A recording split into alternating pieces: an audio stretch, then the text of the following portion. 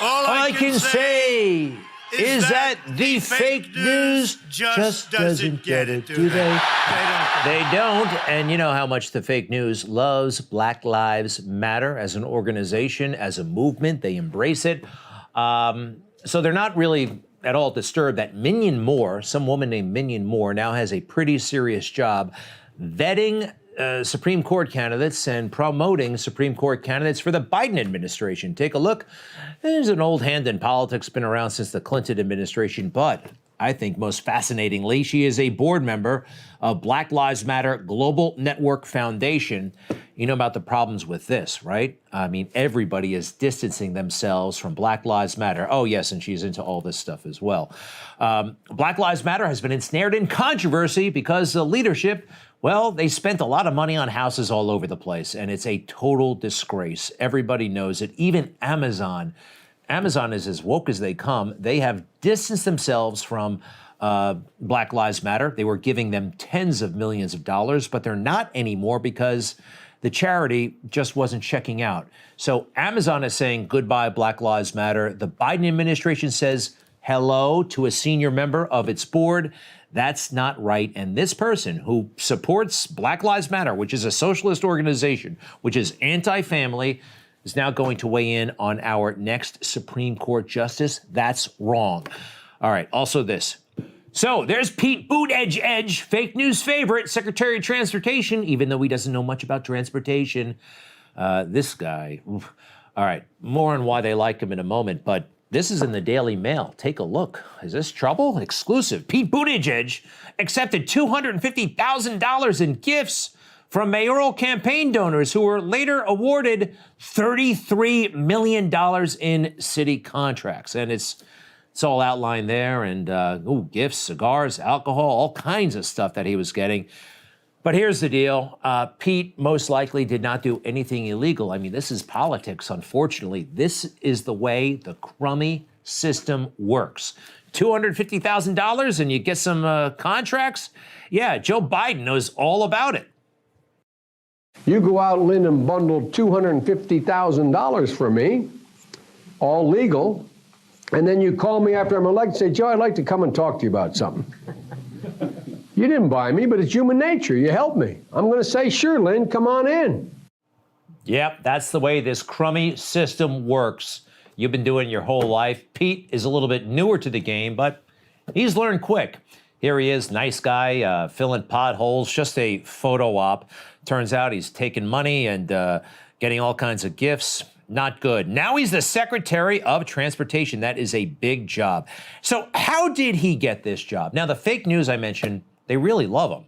They made a lot out of his so-called military service, all right? This is major fakery, believe me.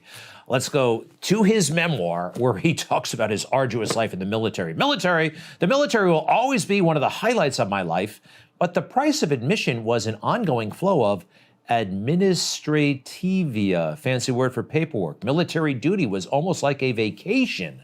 Let's see, what else here? I would be expected to work 40 hours a week, a positively relaxing tempo. He's talking about his time in the military compared to my schedule as full-time mayor running for re-election. Well, let me tell you, when I was in the military, it wasn't a vacation for people who served in the real military and didn't skip boot camp. He had a weird program where you could. This was no vacation. You had to do a hell of a lot more than fill out some paperwork. All right, back to his memoir, Mayor Pete. I can't stand this guy. I'm sorry. His military life, it was a kind of political Sabbath. There was time to work out, eat properly, catch up with old friends over dinner, and get a good night's sleep. Let's see, what else? I had felt a sense of purpose, maybe even idealism, that can only be compared to the feeling of starting a political campaign. He's talking about the time he got to Afghanistan. These are his thoughts. I'm starting a political campaign in Afghanistan. And who's his idol? Take a look at this. I thought back to 2004 and John Kerry's presidential run, and then remembered that it was during that campaign that I saw the iconic footage of his testimony as the spokesman for Vietnam Veterans Against the War. Well, I remember that as well. And John Kerry is detested to this day by genuine veterans of military service for what he did. And it turns out that this is Pete Buttigieg's idol. That's amazing. So they liked his military service, but what the fake news likes even more about Mayor Pete, quite frankly, is his orientation, his sexuality.